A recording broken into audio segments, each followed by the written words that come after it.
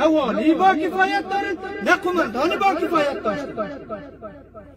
باز هم آفرین به رئیس امنیت و چند تا توی قهرمانایی که در اینجا حضور دارن به خدا امیان نباشه وطنتان چور میشه از دست.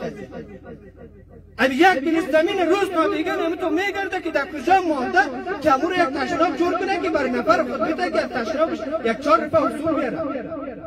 به خاطر 4 روپه پیسه همه چیز خود از دست داده.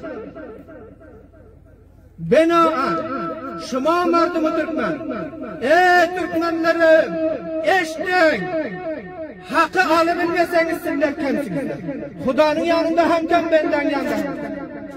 Eğer hak alacak olsanızlar geri şehirde durun bizler. Mana bu meydan Türkmen Şura'nın meydanı bundan bu taraf. Her kim gelişiyor.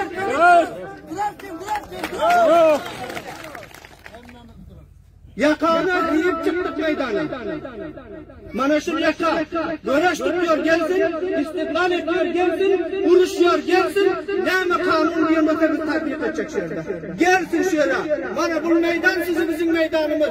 Şunda duracak olsanızlar, koltuğunuzda yarımdan bir şehirde teyarlı. Duracak mıyım? Duracak. Her hain her seviyede olsa, hatta doğanın olsa, yakasını tutmanın salahiyetiniz var mı şehirde oturumda? Oldu. Bana şunca nefer benim bilen dursa, burada gaz, da meydan. Her haine ma mahkememi tanım bu. Var tek tek elinde var.